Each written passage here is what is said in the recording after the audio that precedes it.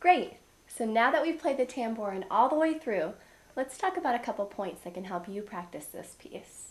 For starters, one of the trickiest things about this piece is just in measure 6. That keeps coming back too, so we'll need to fix it right off the bat. There's that dotted quarter note C followed by D, E, which are 16th notes. Now, it's really common for us to see those 16th notes, since they're kind of tricky, and squash them together.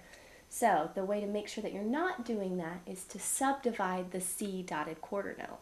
Subdivide kind of means to take something that's a little bit longer and break it into smaller parts. So for this one, let's try and take that dotted quarter note and split it into 3/8 notes instead.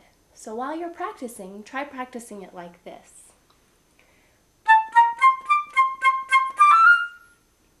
That way you're 100% sure that your D and E are the right length. Then once you've got it in your head, and you can just think of those 8th notes in your head, take them out in your practice.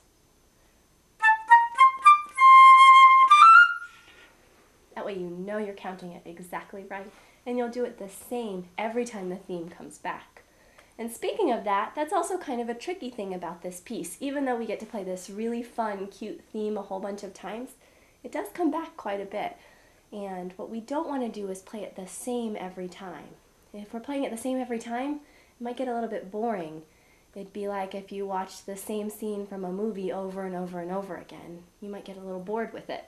So, even though this is a really great theme, let's try and change it up a little bit. So maybe the second time that you hear it, which is in measure 11, let's start it a little bit softer, or a little bit louder, or start it soft and get louder. Every time you should make one of those decisions, and usually you might want to try changing your dynamics because it'll make it a lot more interesting. Now, the trickiest part of this piece starts in measure 51 and goes all the way to the a tempo. Those are really hard and lots of 30-second notes. So for starters, you should start by learning this part very slowly. Once you bump it up to the speed that you think you can play it very cleanly at, that should be the tempo that you play the rest of the piece.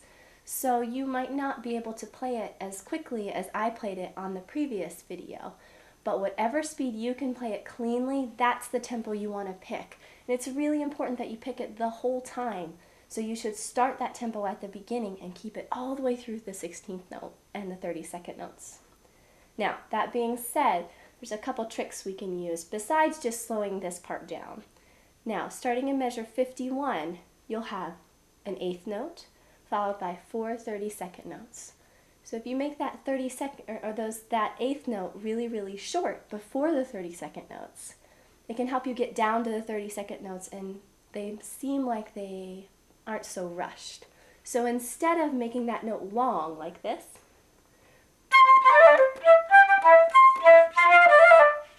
you cut it off really short. You might have more time to get down to those lower notes like this.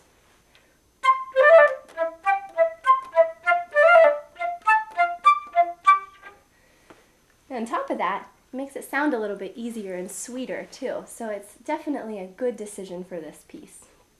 Now, beyond that part, the vivace to the end is also really tricky.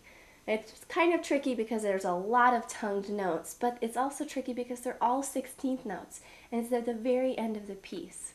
But if you take a closer look at it, you'll realize it might not be as tricky as you thought because it's all F major arpeggios and scales. So since you have to learn that scale and that arpeggio for all district anyway, if you practice that extra hard before you work on this piece, you might think that these measures towards the end are a little bit easier. You'll find that the first 2 measures are just an F major arpeggio. The next 2 measures are an F major arpeggio with a D added in, so a little bit of the scale. And then the 5th measure is just a scale going straight up F major. Then your next 4 measures are all your F major arpeggio. So if you practice that away from this piece, you might think it's a little bit easier.